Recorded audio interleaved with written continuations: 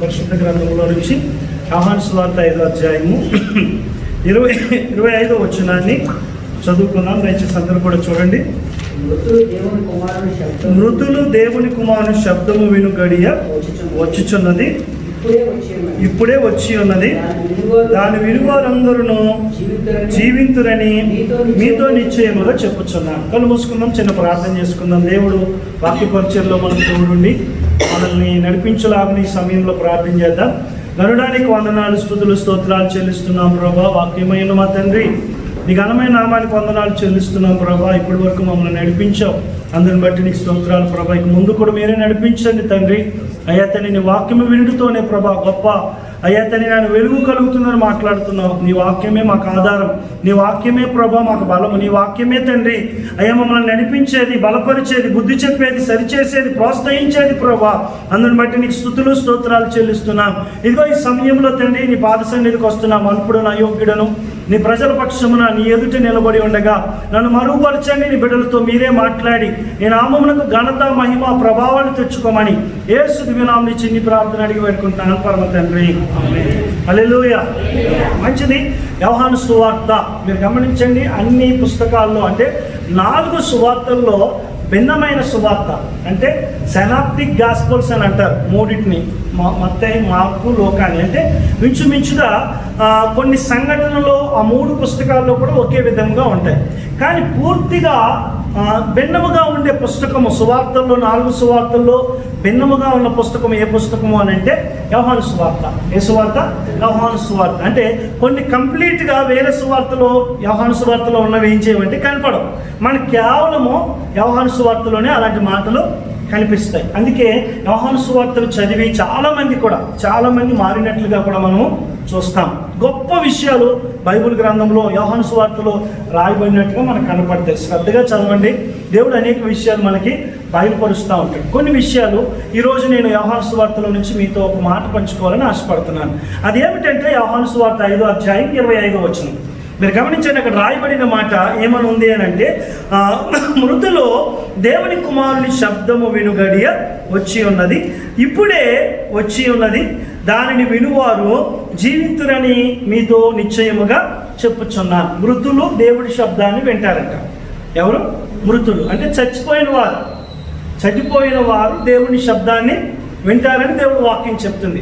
చనిపోయిన వాళ్ళ దగ్గరికి మనం వెళ్ళి, నాన్న బిర్యానీ తెచ్చాను, అమ్మ బిర్యానీ తెచ్చాను, అమ్మ లేకపోతే నా భార్య చనిపోయింది, భర్తే చనిపోయాడు, భార్యకో భర్తకో ఇష్టమైన కూరలు లేచి తినమంటే తింటారా? వాళ్ళకి వినపడతారా? వాళ్ళు లేపినా లెగుస్తారా అని అంటే మీరు గమనించండి, వాళ్ళు లెగలేరు, ఏం చేయలేరు. పెట్టినా కూడా ఎంత మంచి పెట్టినా కూడా తినలేదు. చాలామంది బతుకున్నప్పుడు సరిగ్గా చూడరు, కానీ చనిపోయినప్పుడు మన భారతదేశంలో ఎక్కువ అనమాట. దినాలని అయ్యని ఏం చేస్తుంటారు, చాలా ఎక్కువగా చేస్తున్నారు. వాళ్ళకి చచ్చిపోయిన వాళ్ళకి ఇష్టమైన కోడి మాంసమనో, నాటుకోడనో, లేకపోతే మటనో, గారెలనో తీసుకెళ్ళి సమాధి దగ్గర పెడతారు. వాళ్ళు ఈసి తింటారేంటి? ఎవరు కూడా తినరు. మీరు గమనించండి, దేవుడు వాక్యాన్ని మనం శ్రద్ధగా విన్నప్పుడు, దేవుడు వాక్యాన్ని మనం శ్రద్ధగా ఆలకించినప్పుడు మీరు గమనించండి, మృతులు సైతము దేవుడి మాటను వినగలరు. బైబిల్లో అలాంటి సంఘటనలు జరిగినాయి.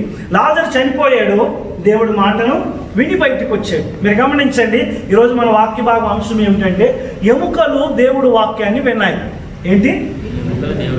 మృతులు దేవుడు వాక్యాన్ని వింటే జీవిస్తారు. అదే ఈరోజు మనము వాక్యం వినబోతున్నాం. మీరు గమనించండి, ఈరోజు బ్రతుకున్న మనము దేవుడు వాక్యాన్ని ఎలా వింటున్నాం అనేది చాలా ప్రాముఖ్యం. చచ్చిపోయిన వాళ్ళు దేవుడు మాట విని లేచారంట. ఇక్కడ రాయబడిన మాట ఏంటంటే, చచ్చిపోయిన వారు మృతులు దేవుడు ఆటను విని గడియ వచ్చి ఉన్నది. వారంట ఏమవుతుంది అని ఆలోచన చేసినట్లయితే మరొకసారి 25వ వచనం చదువుతున్నాను. మృతులు దేవుని కుమారుని శబ్దము విని గడియ వచ్చి ఉన్నది, అది ఇప్పుడే వచ్చి ఉన్నది అని అంటున్నాడు. చూడండి, ఇప్పుడే వచ్చి ఉన్నది. దాని వినువారందరూ కూడా ఏమవుతారంట? జీవితురని మీతో నిశ్చయముగా చెప్పుచున్నాను. ఈరోజు దేవుడు వాక్యం వింటున్న మన పరిస్థితి చచ్చినట్టుగా ఉన్నామో బ్రతికున్నట్టుగా ఉన్నామో అనేది ఆలోచన. చూడండి, ఇక్కడ చనిపోయిన వాళ్ళు దేవుడు వాక్యం వింటే బ్రతికేరంట. బ్రతుకున్న మనము దేవుడు వాక్యాన్ని వింటే మనలో ఏదైనా కార్యం జరుగుతుందా? నేను అడుగుతున్న ప్రశ్న మీకు అర్థమవుతుందో లేదో. ఇంతకాలం రక్షణ పొంది 10 సంవత్సరాలు, 5 సంవత్సరాలు, 1 సంవత్సరాలు, లేకపోతే 30 సంవత్సరాలు అయిన వాళ్ళు కూడా ఉండొచ్చు. అయితే వాక్యం వింటున్న నీవు నీ జీవితంలో ఏదన్నా కార్యం జరుగుతూ ఉందా? అసలు ఏమీ జరగట్లేదండి పాస్టర్ గారు, అసలు నాలో ఏ చలనం కూడా లేదన్నట్టుగా కొంతమందికి అలవాటైపోయింది. వాక్యం వినడము, దాన్ని విడిచిపెట్టేయడం అలవాటైపోయింది. కానీ ఎవరైతే దేవుడు వాక్యాన్ని శ్రద్ధగా వింటారో, దేవుడు మాట వింటారో, వారి జీవితాల్లో గొప్ప కార్యాలు చూస్తారు. ఈరోజు చాలామంది వాక్యాన్ని వినుమట్టు వారికే ఉన్నారు, కానీ అక్కడే దులుపుకుని వెళ్ళిపోతున్నారు. అందుకే పెద్దవాళ్ళు ఒక సామెత చెప్తారు, ఎంత చెప్పినా వినలేదనుకోండి, వాళ్ళని ఏమంటారో తెలుసా? ఈడు దున్నపోతు మీద వర్షం పడ్డట్టు. ఏమంటాం? అలాంటి వాళ్ళని చూసి ఏమంటాం? దున్నపోతు మీద వర్షం పడ్డట్టు. ఎంత వర్షం పడ్డా ఏమవుతుంది? అది ఇలాగ అనుకుంటుంది, అంతే దులిపేసుకుంటుంది. అంటే మీరు గమనించండి, ఎంత వర్షం వచ్చినా దానికి ఏముండదు అని అంటే చలనం ఉండదు. ఈరోజు సంవత్సరాలు వాక్యం వింటున్నాము, కానీ వాక్యము అనేక మంది హృదయాల్లో కార్యం చేయట్లే. వాక్యం అనేక మంది హృదయాల్లో మీరు గమనించండి పని చేయట్లేదు. ఎందుకు అని అంటే వాళ్ళు మంచి నేలను పోలివారుగా ఉండట్లా. నిజంగా మీరు గమనించండి, నిజముగా దేవుడు మాట వింటే మనం ఎందుకు దీవించబడము? నిజముగా దేవుడు మాట వింటే ఆత్మీయతలో ఎందుకు ఎదగము? నిజముగా దేవుడు మాట వింటే మన ప్రార్థన జీవితం ఎందుకు మారదు? నిజముగా దేవుడు వాక్యాన్ని మనం వింటే మన బ్రతుకు ఎందుకు మారదు? మీరు ఆలోచించండి. ఒక్కొక్క సందర్భంలోనే, ఒకే సందర్భంలో మాట విని అనేక మంది వారి జీవితాలను మార్చుకున్నారు. మనం ఎందుకు అలా చేయలేకపోతున్నామంటే మనది మంచి నేలగా ఉండట్లే. మీరు గమనించండి, ఏ నేలను పోలి ఉన్నామో అనేది చాలా ప్రాముఖ్యం. అనేక మంది ప్రజలు క్రైస్తవులుగా మనము చలామణి అయిపోతున్నాం, కానీ దేవుడు మాట మాత్రము ఇక్కడ దాకా చేరుతుంది, కానీ ఇక్కడికి మాత్రం ఏమవట్లేదో తెలుసా? చేరట్లేదు. మృతులు దేవుడు వాక్యమును వినినప్పుడు, మనుష్య కుమారుని శబ్దం వినినప్పుడు ఏమవుతున్నారు అని అంటే వారందరూ జీవిస్తూ ఉన్నారు. వాళ్ళలో కార్యం జరుగుతుంది, వాళ్ళలో ఉన్న మృతము పోతుంది, వాళ్ళలో ఉన్న మరణము పోతుంది. వారిలో చలనము లేని స్థితిలో నుంచి చలనము కలిగిన స్థితిలోనికి వచ్చేస్తున్నారు. చచ్చిపోయిన సమయం ఎక్కడికి కదలదు. మీరు గమనించండి, మన దేవుడు వాక్యం వింటున్నాం, కానీ బతుకున్నాం, కానీ మనలో ఏం రావట్లేదో తెలుసా? చలనం రావట్లా. అంటే మీరు గమనించండి, చాలామంది ఆత్మీయంగా ఏమయ్యారో తెలుసా? మృతులుగా ఉన్నారు. చాలామంది ఆత్మీయతలో మృతంగా ఉండి కాలాన్ని వెళ్ళబుచ్చుతా ఉన్నారు. వాక్యం నీలో కార్యసిద్ధి కలగ చేయట్లేదేమో. గొప్ప గొప్ప సేవకుల మాటలు మనం వినొచ్చు, కానీ ఆ వాక్యానుసారంగా మనం నడుచుకోనంత కాలము, లోకానుసారంగా మనం నడుచుకుంటున్నప్పుడు దేవుడు అనేక విషయాలు బయలుపరిచిన వినలేని స్థితిలోనికి అనేక మంది ఏమవుతున్నారు తెలుసా? వెళ్ళిపోతున్నారు. దేవుడు మనతో మాట్లాడుతున్నప్పుడు తన సేవకుల ద్వారా, ప్రవక్తల ద్వారా, పరిశుద్ధ గ్రంథము ద్వారా వాక్యం చదువుతున్నప్పుడు, పాట పాడుతున్నప్పుడు దేవుడు అనేక సందర్భాల్లో మీతో మాట్లాడుతుంటాడు. నేను ఒక మాట చెప్పిన, ఆంధ్ర క్రైస్తవ కీర్తనల్లో ఎక్కువ కీర్తనలు రాసిన వ్యక్తి పురుషోత్తం చౌదరి. ఎవరు? పురుషోత్తం చౌదరి. చాలా పాటలు రాశాడు ఆయన. ఆయన నిజానికి చెప్పాలంటే నెగిటివ్ ప్లేస్ అయింది. ఎక్కడంటే ఒరిస్సా. ఎక్కడ? ఒరిస్సాకు చెందిన వ్యక్తి. కానీ మీరు గమనించండి, ఆయన వెళతా ఉంటే బైబిల్లో ఒక చిన్న పేపర్ ముక్క దొరికిందంట. ఏం దొరికింది? బైబిల్లో ఒక పేపర్ ముక్క దొరికింది. ఆ పేపర్ ముక్క చదివి బైబిల్ చదవాలని ప్రేరేపితుడై బైబిల్ కొనుక్కుని బైబిల్ చదువుకున్నాక తన బ్రతుకును మార్చుకుని ఆయన భాష కాకపోయినా తెలుగులో అనేకమైన పాటలు రాసి దేవుడు క్రైస్తవ సంఘాలకు ఎంతో దీవెనగా మారాడు ఆయన. హల్లెలూయా. ఏంటో తెలుసా? ఒక్క పేపర్ చదివితే మనకు మొత్తం బైబిల్ ఉంది కదా. మనకు మొత్తం బైబిల్ ఉంది. కొత్త నిబంధన, పాత నిబంధన, 66 పుస్తకాలు ఉన్నాయి మనకి. ఆయనకి ఏ అధ్యాయం దొరికిందో నాకు తెలియదు, కానీ ఆయన బ్రతుకు మారింది. క్రైస్తవ సంఘానికే దీవెనగా మారాడు. ఈరోజు మందిరానికి వెళ్తున్నాం, కుటుంబానికి దీవెనగా లేని పరిస్థితి, పిల్లలకి దీవెనగా లేని పరిస్థితి, భార్యకు దీవెనగా లేని పరిస్థితి, భర్తకు దీవెనగా లేని పరిస్థితి. ఎందుకుందో తెలుసా? వాక్యము వినుమట్టు వారముగా ఉంటున్నాము, కానీ దాన్ని ఏం చేస్తున్నాం తెలుసా? విడిచిపెట్టేస్తున్నాం. మృతులు సైతము దేవుడి మాట వింటే కార్యం జరిగితే మనం బ్రతుకున్న మనము దేవుడు మాటలు వింటున్నప్పుడు మన జీవితంలో ఎందుకు కార్యం జరగదు?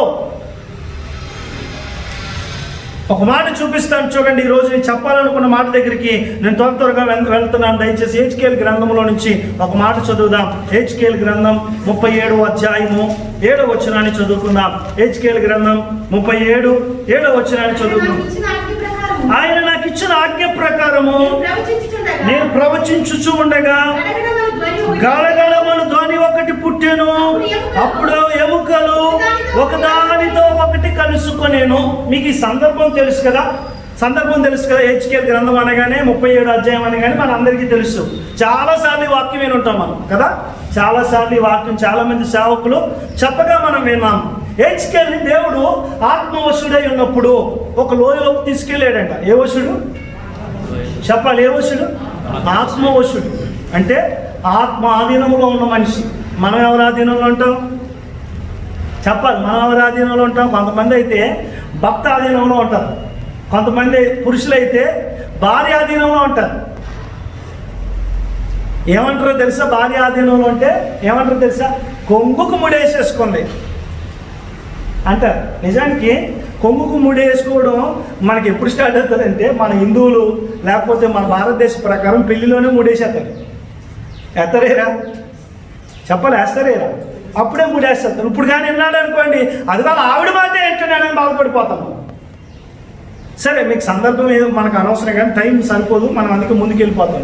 మీరు గమనించండి, మన అందరికీ తెలిసి ఈ వాక్యం చాలా సందర్భాల్లో మనము విన్నాం. ఆత్మవశుడుగా ఉన్నాడు అంటే ఆత్మాధీనంలో ఉన్నారు. బైబిల్లో అలాంటి వారు అనేక మంది ఉన్నారు. ఫిలిప్పు ఆత్మాధీనంలో ఉన్నాడు. అపోస్తల కార్యాలు మనం చదివితే ఆత్మ కొనిపోయిందంట. మీరు గమనించండి, సుడిగాలిలో కొనిపోయింది అని ఉంటుంది. దేవుడు ఎక్కడికి కొనిపోతున్నాడో, ఎక్కడికి నడిపిస్తున్నాడో, ఎవరి దగ్గర సువార్త చెప్పాలో అంతా కూడా ఎవరి ఆధీనంలో ఉండేదంటే ఆత్మాధీనంలో ఉండేది. కానీ మనం మాత్రం డబ్బు ఆధీనంలో, పనిపాట్ల ఆధీనంలో. ఎందుకు రాలేదండి మందిరానికి అన్నాం అనుకోండి, సంతకం ఉంది కదండి, వాతావరణం బాగాలేదు, ఇన్ని రోజులు మందిరం పెట్టలేదు, మందిరం పెట్టినా రావట్లేదు. విచిత్రం అనిపిస్తుంది. ఇన్ని రోజులు మనం మందిరం పెట్టలేదు, ఇప్పుడు పెట్టినా కూడా ఎలబుద్ధి ఎత్తలేదు చాలామంది. అంతే, మనుషులకి ఏది అలవాటు అవుతే అదే అలవాటు చేసుకుంటూ ఉంటాం. సరే, ఏది ఏమైనా సరే మీరు గమనించండి, ఇక్కడ దేవుడు వాక్యాన్ని మనం గమనించినప్పుడు ఆత్మాధీనంలో ఉన్న వ్యక్తిని ఒక లోయలోకి తీసుకువెళ్ళిందట. దేవుడు ఆత్మ లోయలోకి తీసుకువెళ్ళినప్పుడు ఆ లోయ నిండా కూడా ఎముకలతో నిండి ఉందని. చూడండి, అక్కడ రాయబడిన మాట, ఆత్మవశుడై ఉండగా యెహోవా నన్ను తోడుకొని పోయి ఎముకలతో నిండి ఉన్న ఒక లోయలో నన్ను దింపేను అని ఉంది. అంటే ఎగురుకుంటూ వెళ్ళాడేమైనా, ఎలా తీసుకెళ్ళాడో తెలియదు కానీ మొత్తానికి ల్యాండ్ అయ్యాడు. ఎక్కడ? ఎముకల లోయలో తీసుకెళ్తే హెచ్కేల్ చూడండి, అక్కడ 2వ వచనంలో రాయబడి ఉన్నమాట, చూడండి, ఎముకలు అనేకములు ఆ లోయలో కనబడేను, అవి కేవలము ఎండిపోయాను. ఈరోజు నేను ఒక్క మాట చెప్తాను. ఎముకలు దేనికి గుర్తు? ఎముకలు దేనికి గుర్తు? బలానికి గుర్తు, ఇంకా గట్టితనానికి గుర్తు. రైటే, మీరు చెప్పిన రైట్. ఇంకా మృతులకి గుర్తు. ఇప్పుడు మనిషి ఎముకలే ఇవన్నీ కదా, మనిషి ఎముకలే. అయితే మీరు గమనించండి, మన అందరికీ ఎముకలు బలాన్ని ఇస్తాయేమో. రక్తం దాంతో పుడతారు, మూలుగులో నుంచి పుడతారు. చూడండి, నేను ఒక మాట చెప్తాను. మీరు అన్నట్టుగా బలానికి మృతులకి రెండింటికి గుర్తు ఒకటి. మీరు గమనించండి, ఈ వాక్యంలో మాత్రము మృతానికి గుర్తు. ఎందుకు అని అంటే ఆల్రెడీ అందరూ చనిపోయిన ఎముకలే. ఇప్పుడు మన అందరూ లోపల ఉన్న ఎముకలు అవి పెడసబారిపోయినా ఏమున్నప్పుడు లోపల ఉన్నాయి, వాటిలో కొంచెం పచ్చిదనం ఉంది. ఏముంది చెప్పాలి, అందరూ చెప్పాలి. ఏముంది? పచ్చిగా ఉన్న ఎముకలు. నువ్వు ఒక మాట చెప్తా, ఎండిపోయిన ఎముకలు అనుకోండి, కేవలం ఎండిపోయినాయి అంట. ఏమైంది? కేవలం ఎండిపోయినాయి. ఇంకో మాట కూడా చెప్తాను. ఇప్పుడు మనము ఇలాంటి మనిషి ఎముకలు చూడాలంటే మన బాలాజీ నగర్లో కానీ మన యాప్రాల్లో కానీ ఇలాంటి ఎముకలు ఎక్కడైనా కనపడతాయా? కొన్ని శ్మశానానికి వెళ్ళా కనపడతాయా? కాలిస్తే అవి కూడా బూడిద చిన్న చిన్న ముక్కలు కనపడతాయి. ఇప్పుడు పెద్ద పురుగు కనపడుతుందా మనకి? మనిషి పురుగు కనపడుతుంది ఎక్కడైనా బాలాజీ నగర్లో కానీ, యాప్రాల్లో కానీ, నర్సాపురంలో కానీ, అమలాపురంలో కానీ, విజయవాడలో కానీ పురులున్న లోయ ఉందండి, పురులున్న గొంతు ఉందండి అని అంటే అక్కడ మనం వెళ్ళడానికి కూడా భయమే. ఒక మాట మీతో చెప్తాను, ఇది శాపానికి గుర్తుగా కూడా ఉంది. ఎందుకో తెలుసా? మీరు గమనించండి, బైబిల్లో ఏ మనిషి అన్నా చనిపోతే ఆ మనిషిని ఖచ్చితంగా పాతి పెట్టాలి. మన భారతదేశంలో కొన్ని దేశాలు, 2-3 దేశాల్లో తప్ప కాల్చే ప్రసక్తి ఎక్కడా లేదు. కప్పెట్టేదే ఎక్కువగా ఉంది.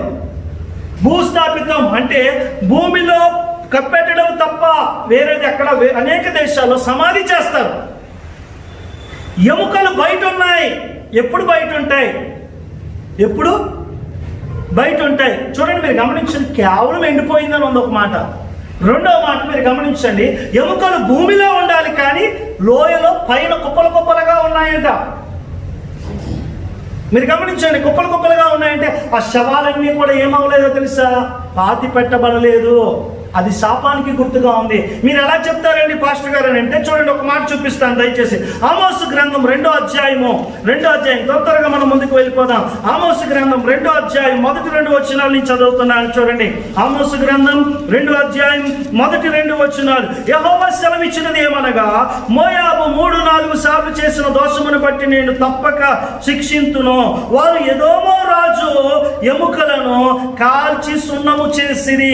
మోయాబు మీద నన్ను అగ్ని వేసేదను, అది కెరతు నగరులను దహించును. చూడండి, గొల్లును రణకేకలను బాకానాదమును వినబడుచుండగా మోయాబు చచ్చును. మీరు గమనిస్తే పరిశుద్ధ గ్రంథములో ఎప్పుడు గుర్తుపెట్టుకోండి, పరిశుద్ధ గ్రంథములో సమాధి చేయబడలేదు అని అంటే ఆ శవము కానీ గమనించాలి, ఆ శవము కానీ అంతేకాదు అది భూస్థాపితం జరగలేదు అని అంటే అది శపించబడింది. మీకు అర్థమవడానికి చెప్తాను, దయచేసి గమనించండి. పరిశుద్ధ గ్రంథంలో ప్రసంగిలో ఒక మాట ఉంటుంది, 100 సంవత్సరాలు బ్రతికి 100 మంది పిల్లలను కని సరిగ్గా సమాధి చేయబడిన వారి గతి పడిపోయిన పిండము గతి కంటే, చూడండి, పనికి మాలిందే ఉంది బైబిల్లో. అంటే సరైన సమాధి చేయబడింది ఏదైనా సరే శవము, దాని గతి శపింపబడిన గతిగా కనపడుతుంది. అంటే ఈ లోయలో ఉన్న ఎముకలన్నీ కూడా ఎండిపోయినాయి. అంటే శపింపబడిన ఎముకలు, మృతతుల్యములో ఉన్న ఎముకలు, అంటే చనిపోయినాయి కదా. మీరు గమనించండి, చనిపోయిన ఎముకలు కాబట్టి చనిపోయిన ఎముకలు. అంతేకాదు, రెండవ మాట మీరు గమనిస్తే శాపానికి గుర్తుగా ఉన్నాయి. నేను ఒక్క మాట చెప్తాను, ఎముకలు గురించి నేను త్వరగా కొన్ని మాటలు చెప్పి ముందుకు వెళ్తాను, దయచేసి గమనించండి. పరిశుద్ధ గ్రంథంలో అంతేందుకు ఒక మాట చెప్తాను. సౌలు రాజు ఫిలిష్తీయుల చేతిలో చనిపోయాడు కదా. చనిపోయినప్పుడు రాయబడిన మాట మీరు గమనిస్తే, ఫిలిష్తీయులు తీసుకువెళ్ళి వారు ఆయన శవాన్ని ఏం చేశారంట, వేలాల తీసేమో అని ఉంటుంది. ఏం చేశారు, వాళ్ళు గోడకు తగిలిచ్చారంట. ఎవరిది? సౌలు. అప్పుడు అక్కడ రాయబడిన మాట, పరిశుద్ధ గ్రంథంలో మాట ఉంటుంది, ఇశ్రాయేలీలో ధైర్యవంతులు వెళ్ళి, శవాన్ని ఎవరు దాటలేదు, ఎవరో తేకపోయేసరికి ఏం చేశాడో తెలుసా? ఇశ్రాయేల్లో కొంతమంది బలమైన సైన్యము లేచి ఏం చేశారంటే యుద్ధం వచ్చి అక్కడికి వెళ్ళి ఆ శవాన్ని ఎత్తుకొచ్చి, అంటే అప్పటికి ఎముకలను ఉంటుంది. 1 సమూయేలు గ్రంథం 31వ అధ్యాయం ఉంటుంది, ఆయన ఎముకలు తీసుకొచ్చి పాతి పెట్టారు అని ఉంటుంది. అంటే చూడండి, ఒకవేళ అలాగ వదిలేస్తే శపించబడింది అన్నమాట. ఎప్పుడు ఎముకలు ఉంటాయి? మట్టి మీదకి ఎప్పుడు ఎముకలు వస్తాయి అని అంటే ఒక శవాన్ని అలా రోడ్డు మీద పాడేస్తాయి. నిజం చెప్పాలంటే ప్రస్తుత కాలంలో ఈ కరోనా రోగం అలాంటి పరిస్థితి కలగజేసి చాలామంది, నిజంగా నేను అనుకుంటున్నాను, ఈ కరోనా రోగం ఒక శాపం మానవాళికి. అవునా కదా? ఖచ్చితంగా శాపం అని నేను చెప్పగలను. ఎందుకో తెలుసా? తోబుట్టువులు చనిపోతే వెళ్ళలేని పరిస్థితి, వెళ్ళట్లేదు కూడా. అంతెందుకు, భర్త చనిపోతే భార్య, భార్య చనిపోతే భర్త కూడా వెళ్ళలేని స్థితి. తల్లిదండ్రులు కరోనా వచ్చిన రోడ్డు మీద వదిలేసిన పరిస్థితి. మొన్న పేపర్లో ఒక విచిత్రమైన వార్త చదివాను. భర్త బయట దేశంలో ఉండి అమ్మాయి ఇంటికి వచ్చాడంట. ఇంటికి వస్తే భార్య ఇంటికి రానివ్వట్లేదు. నువ్వు కరోనా టెస్ట్ చేయించుకుంటేనే ఇంట్లోకి రా అంటున్నాను. ఇన్ని రోజులు డబ్బు, కరోనా లేదు ఆడికి, కరోనా లేదు. కానీ మీరు గమనించండి, నువ్వు ఇంట్లోకి రావడానికి వీల్లేదు, టెస్ట్ చేయించుకుంటేనే నాతో కాపురం, లేకపోతే వదిలేసినా పర్వాలేదు అంటున్నాను. ఎంతకాలం డబ్బు ఇస్తే డబ్బు బాగా అనుభవించింది పాపం, ఇప్పుడు మాత్రం భర్త వద్దంట. మీరు గమనించండి, పరిశుద్ధ గ్రంథంలో అనేక మాటలు ఉన్నాయి, ఇప్పుడు చెప్పడానికి టైం లేదు. ఎముకల గురించి నేను త్వరగా కొన్ని మాటలు చెప్పి ముందుకు వెళ్తాను. ఎముకలు అనేది మరణానికి గుర్తుగా ఉంది, ఇక్కడ శాపానికి గుర్తుగా ఉంది. వీళ్ళు ఎవరో కూడా నేను చెప్తాను, దయచేసి గమనించండి. ఒక మాట తీసి చదువుదాం, మనం ఒక మాట తీసి చదువుదాం. 51వ కీర్తన, అందరూ కూడా 51వ కీర్తనలో నుంచి 8వ వచనాన్ని చదువుకుందాం. 51వ కీర్తన 8వ చరణాన్ని చదవండి దయచేసి, ఎవరన్నా ఒకరు. చెప్పు. ఉత్సాహ సంతోషములు నాకు వినిపించుము, అప్పుడు నీవు విరిచిన ఎముకలు హర్షించును. మీరు గమనించండి, ఇక్కడ రాయబడిన మాట దావీదు చెప్తున్నాడు. ఈ మాట ఎవరు? దావీదు చెప్తున్నాడు, అయ్యా నాకు ఉత్సాహ సంతోషాలు నాకేం వినిపించు. అప్పుడు నేను విరిచిన ఎముకలు నాలో ఏమవుతాయి? సంతోషిస్తాయి. ఎముక ఇరిగితే చాలా నొప్పి ఉండదు. ఉంటుందో ఉండదు? చెప్పాలి. ఉంటుందో ఉండదు? చాలా నొప్పి. అది ఇరిగిన వాళ్ళకి తెలుసు, ఎరగని వాళ్ళకి ఎవరికి తెలియదు. మీరు గుర్తుపెట్టుకోండి, బైబిల్లో ఎముకలతో విరిగిన పరిస్థితులు, విరగొట్టబడిన పరిస్థితులు అనేకమైన ఉన్నాయి. యాకోబు రాత్రంతా పోరాడాడు, గూడు వదిలేసిందంట. గూడు వదిలేసాను, దానికి కూడా ఒక సందర్భం ఉంది. అది ఇప్పుడు చెప్పడానికి టైం లేదు, కానీ దేవుడి చిత్తమైతే తర్వాత ఎప్పుడైనా మనం గమనిద్దాం. పరిశుద్ధ గ్రంథాన్ని మనం చదివినప్పుడు దావీదు ఇక్కడ ఒక మాట అంటున్నాడు, అయ్యా ఉత్సాహ సంతోషాలు నాకు పుట్టించిన ఆయన, అప్పుడు నీవు విరిచిన ఎముకలన్నీ కూడా ఏమవుతాయో తెలుసా? సంతోషిస్తాయి అంటాడు. ఎందుకు దావీదు ఎముకలు విరవబడ్డాయి? దావీదు ఎముకలు దేవుడే విరిచాడని చెప్తున్నాడు ఇక్కడ. ఎందుకు విరిచాడు చెప్పండి చూద్దాం. ఎందుకు విరవబడ్డాయి చెప్పండి. పశ్చాత్తాపం తిరగబడ్డాయా? పశ్చాత్తాపడితే దేవుడు విరిచేస్తాడా? ఆయన చేసిన పాపమును బట్టి, తప్పు కాదు పాపం అనాలి. తప్పు వేరు, పాపం వేరు. పాపం అంటే పాపం చెప్పాలి. మనం ఏం చేశాడు? పాపం చేశాడు. పై వచ్చిన చదివితే ఈ కీర్తన ఎప్పుడు రాశాడు ఉంది అక్కడ. ఎప్పుడు రాశాడు? దావీదు బెర్షెబాతో పాపం చేసి వెళ్ళొచ్చాడు. నాతాన్ ప్రవక్త వచ్చాడు, నాతాన్ ప్రవక్త చెప్పాక ఈ కీర్తన రాశాడు. అంటే తన పాపం తాను తెలుసుకున్నప్పుడు ఈ కీర్తన రాశాడు. నేను ఒక మాట చెప్తాను, గుర్తుపెట్టుకోండి. ఎముకలు ఎప్పుడు విరవబడతాయి అని అంటే, ఎముకలు ఎప్పుడు పాడవుతాయి అని అంటే మనం పాపం చేసినాం. మీరు గమనించండి, దావీదు జీవితంలో ఎముకలు ఎప్పుడు ఎరవబడ్డాయి అని అంటే, మీరు గమనించండి, రాయబడిన మాటను మనం గమనిస్తే, దేవుడు సన్నిధిలో దేవుడు మాట వినకపోవడం వలన దావీదు ఎముకలు విరవబడ్డాయి. పాపం చేయడం వలన దావీదు ఎముకలు విరవబడ్డాయి. నేను ఒక మాట చెప్తాను, దయచేసి మీరు గమనించండి. మనం అందరం ఈ లోకంలో చాలా మంచిగా చలామణి కావచ్చు, గొప్పవారిగా చలామణి కావచ్చు. అర్థమవుతుందమ్మా? మీరు గమనించండి. ఇప్పుడు మనం ఆలోచన చేస్తే, మన మామూలుగా చెప్తున్నా, ఈ పిల్లలనే కాదు కానీ దేవుడు సన్నిధికి వచ్చాక ప్రతి ఒక్కరు అజాగ్రత్తగా ఉన్నవారు అందరూ శాపగ్రస్తులే. మీరు గమనించండి, వాళ్ళనే కాదు నేను చెప్తున్నాను. దేవుడు వాక్యాన్ని మనం శ్రద్ధగా వినాలి. దేవుడు సన్నిధికి వెళ్ళినప్పుడు మన ప్రవర్తన జాగ్రత్తగా చూసుకోవాలి. దేవుడు మాట ఎముకలు వింటేనే దానికి జీవం వచ్చిందంట. చచ్చిపోయినోడు దేవుడు మాట వింటే జీవం వచ్చిందంట కదా. మరి దేవుడు సన్నిధికి వచ్చాం, మనలో ఎందుకు కార్యం జరగట్లేదు అని అంటే, దేవుడు వాక్యాన్ని సరిగ్గా వినక, దేవుడు వాక్యాన్ని సరిగ్గా పాటించక, దేవుడు వాక్యాన్ని హృదయపూర్వకంగా అంగీకరించక. దేవుడు సన్నిధికి వచ్చాక కూడా కొంతమంది లెక్కలేసుకోవడం, దేవుడు సన్నిధిలో ఉండి కూడా అనేకమైన పనుల మీద ఆలోచన కలిగి ఉండడం, దేవుడు సన్నిధికి వచ్చాక కూడా దేవుడు మాట కరెక్ట్గా వినకపోవడం శాపమే. ఎముకలు ఎందుకు ఇవ్వబడ్డాయంటే, మీరు గమనించండి, దావీదు పాపం చేశాడు. పాపానికి శిక్ష చాలా ఘోరంగా ఉంటుంది. మనం అందరం మంచిగా చలామణి అయిపోతుంటాం కదా. కానీ దేవుడు ఆ పాపాన్ని చూసినప్పుడు, దేవుడు ఉగ్రత ఆ పాపం మీద కనిపించినప్పుడు చాలా ఘోరంగా ఉంటుంది. సొదొమ గొమొర్రా పట్టణాల మీద దేవుడు కోపాన్ని మీరు గమనిస్తే, మీరు గమనించండి, రూపం లేకుండా అయిపోయారు. మిమ్మల్ని భయపెట్టాలని చెప్పట్లా, సొదొమ గొమొర్రా పట్టణానికి రూపం లేకుండా అయిపోయిందంట. ఏది పట్టుకున్నా బూడిద అలా రాలుతుందంట. ఎందుకు? దేవుడు ఉగ్రత. మీరు గమనించండి, కొన్నిసార్లు పరిస్థితుల్లో బైబిల్ పరిశుద్ధ గ్రంథంలో దేవుడు రాయించాడు, కొన్ని పట్టణాల గతి, సొదొమ గొమొర్రా పట్టణాల గతి వార్వదగిందిగా ఉంటుంది. మీరు గుర్తుపెట్టుకోండి, దేవుడు వాక్యం తెలిసి కూడా మానలేని పాపం నువ్వు ఏదన్నా చేస్తున్నావు అనుకో, ఏనా మాట మీకు అర్థమైందో లేదో, దేవుడు వాక్యం విని కూడా మానలేని తప్పులను చేస్తూ, మానలేని పాపాన్ని చేస్తూ, కాలాన్ని వెళ్ళబుచ్చుతూ ఉంటే, వాక్యం వింటున్న ప్రతి ఒక్కరికి ఇది ఒక హెచ్చరిక. ఏంటో తెలుసా? దేవుని కోపము రగలక ముందే ఆ పాపాన్ని మనం ఏం చేయాలో తెలుసా? విడిచిపెట్టాలి. దావీదు తప్పు చేశాడు, ఎవరికి తెలియదు అనుకుంటున్నాడు దావీదు. మీరు గమనించండి, నాతాన్ని పంపించాడు. సందర్భం మనందరికీ తెలుసా తెలీదా? చెప్పండి, తెలుసా తెలీదా? రాజులు యుద్ధానికి వెళ్ళాల్సిన టైంలో మనోడు ఏం చేశాడు?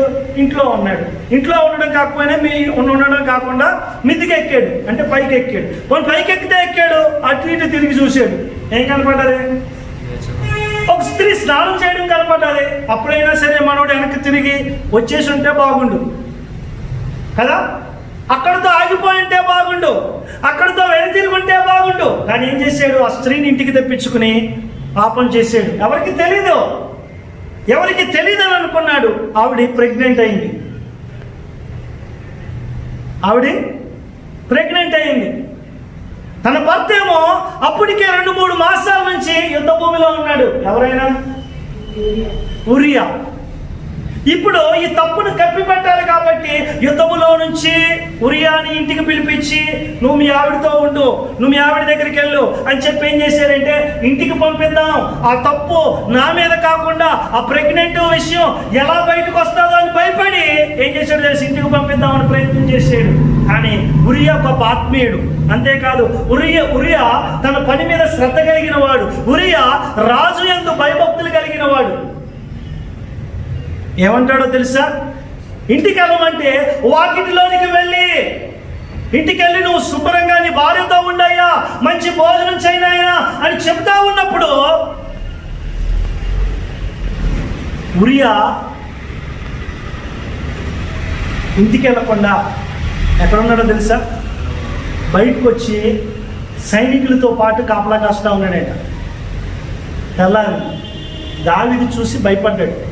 ఉరియాని పిలిపించి ఉరియా నేను ఇంటికి వెళ్ళి పడుకోమన్నాను కదా, ఎందుకు వెళ్ళలేదు అని అంటే ఆయన చెప్తున్న మాట, ఇశ్రాయేలు సైన్యం అంతా యుద్ధ భూమిలో యుద్ధం చేస్తుందయ్యా, నా రాజుకు ఆపదుందని చెప్పి నేను వాకిట్లోనే ఉన్నాను. ఈ టైంలో వెళ్ళి నా భార్యతో సుఖంగా గడిపే సమయం ఇది కాదు కదా అని అన్నాడు. తప్పు కప్పించుకునే మార్గం దావీదుకి కనిపించలేదు. తప్పించేసుకుందాం అనుకున్నాడు. ఇంటికి వెళ్తే ఆవిడ ప్రెగ్నెంట్ అయిన విషయం అలా ఆయన వల్ల అయిందని అనుకుంటాడని అనుకున్నారు దావీదు. ఆ తప్పుని కప్పెట్టడానికి ఏం చేశాడో తెలుసా? ఇంటికి వెళ్ళమంటే మనోడు వెళ్ళట్లా. ఒక లెటర్ రాశాడు, ఒక ఉత్తరం రాశాడు. ఇలాంటి ఉత్తరం రాసి ఉరియా చేతిలో పెట్టాడు. తీసుకెళ్ళి యోవాబుకి నాయనా అని అన్నాడు. అందులో మీరు గమనించండి, ఆ ఉత్తరాన్ని పట్టుకెళ్ళి పాపం యుద్ధ భూమికి బయలుదేరాడు. ఆయనకు తెలియదు నేను మరణం దగ్గరికి వెళ్తున్నాను, నన్ను చంపించడానికి నా రాజే ప్రయత్నం చేస్తున్నాడు, నేను కాపాడాలనుకున్న నా రాజు నన్ను చంపాలని చూస్తున్నాడు అనే విషయము ఎవరికి తెలియదు? ఉరియాకి తెలియదు, ఎవరికి తెలియదు. ఆ లేఖ తీసుకున్నాడు, యోవాబు దగ్గరికి వెళ్ళాడు. అందులో ఉన్న మాట, ఈ ఉత్తరం తీసుకొచ్చిన వాడితో అమోనీయులతో యుద్ధం ఎక్కడైతే బలంగా జరుగుతుందో అక్కడ వీడిని పెట్టు అని ఆ ఉత్తరంలో ఉంది. తీసుకెళ్ళి యుద్ధ భూమిలో పెట్టాడు. ఎక్కడైతే బలంగా అమోనీయులు యుద్ధం చేస్తున్నారో ఆ స్థలంలో పెట్టాడంట. పెట్టేసరికి కత్తితోటి అమోనీయులు ఎవరిని పొడిచారు? ఉరియాని పొడిచారు. ఉరియా చచ్చిపోయాడు. ఏమయ్యాడు? ఉరియా చచ్చిపోయాడు. ఇది యుద్ధ భూమిలో వీరుడి మరణం కాదు కదా. కావాలనే దావీదు ఏం చేశాడు? చంపించాడు. ఒక తప్పు రెండో తప్పు కారణం అవుతుంది. ఒక పాపం రెండో పాపానికి కారణం అవుతుంది. గుర్తుపెట్టుకోండి, అర్థమవుతుందమ్మా? ఒక అబద్ధము 100 అబద్ధాలకు దారితీస్తుందంట. అదే పరిస్థితి దావీదు వ్యభిచారము నుంచి నరహంతకుడిగా మారిపోయాడు. మళ్ళీ ఏం చేశాడో తెలుసా? దుఃఖ దినాల కోసం కొంతకాలం ఉంటుంది కదా, మీరు సంతాపముల దినాలు కొన్ని ఉంటాయి కదా, ఆ దినాలు అయిపోయినాయి వెంటనే మీరు గమనించండి, ఉరియా భార్యను తన ఇంటికి తెప్పించుకొని ఆమెను తన భార్యగా చేసుకొనెను అని ఉంటుంది పరిశుద్ధ గ్రంథంలో. ఎప్పుడైతే ఆ భార్యగా చేసుకున్నాడో ప్రజలందరి దృష్టిలో అయ్యా వితంతు వివాహం చేసుకున్నాడండి దావీదు. ఏ వివాహం? విధవరాల్ని చేసుకున్నాడు. ఎంత గొప్పోడో దావీదు, ఎంత మంచోడో దావీదు. పైగా ఆమె ఎవరు? ప్రెగ్నెంట్. ఎవరు చేసుకుంటారండి? మన రాజుగారు ఎంత మంచోడండి అని ప్రజలందరూ పొగుడుతున్నారు. కానీ పరిశుద్ధ గ్రంథంలో ఒక మాట ఉంటుంది, చూడండి. ఆ మాట చదివిస్తాను నేను దయచేసి. రెండో సమూయేలు గ్రంథము 11వ అధ్యాయము 11వ అధ్యాయము 27వ వచనం. అంగలార్పు కాలము తీరిన తర్వాత దావీదు దూతలను పంపి ఆమెను తన నగరికి తెప్పించుకొనగా ఆమె అతనికి భార్య అయి అతనికి ఒక కుమారుణ్ణి కనెను. అయితే దావీదు చేసినది యెహోవా దృష్టికి దుష్కార్యముగా ఉండెను. అండర్లైన్ చేసుకోవాల్సిన మాట ఏంటో తెలుసా? యెహోవా దృష్టికి దుష్కార్యముగా ఉండెను.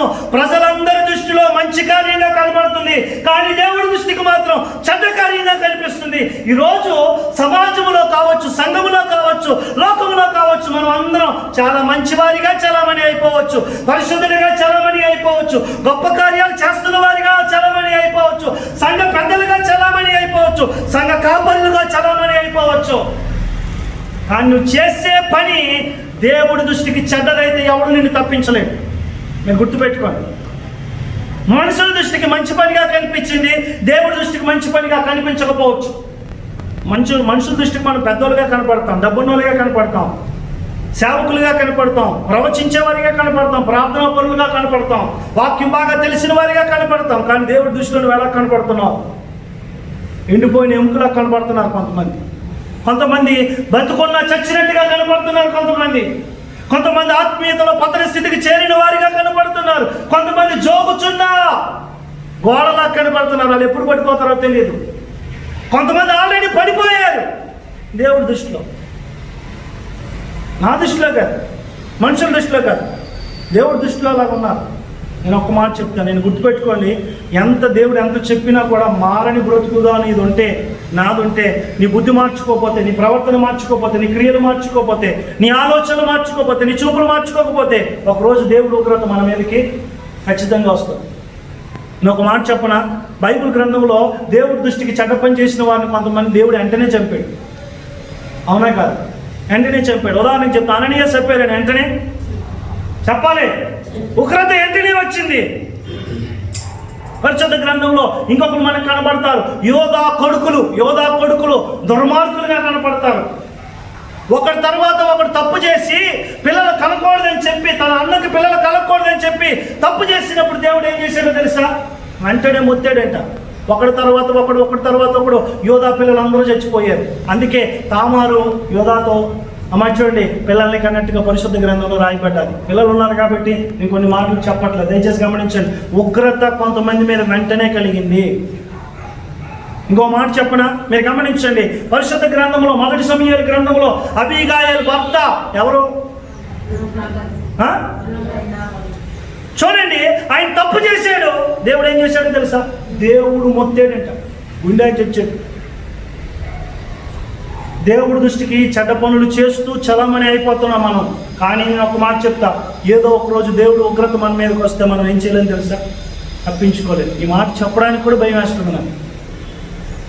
కాలాన్ని వెళ్ళబుచ్చుతూ, పరిశుద్ధత లేకుండా, ఆత్మీయతలో ఎదగకుండా, ప్రార్థన జీవితంలో ఎదగకుండా, పరిశుద్ధ వాక్యాన్ని నిర్లక్ష్యం పెడుతూ బ్రతుకుతూ ఉంటే ఏదో ఒక రోజు ఉగ్రత రావచ్చు.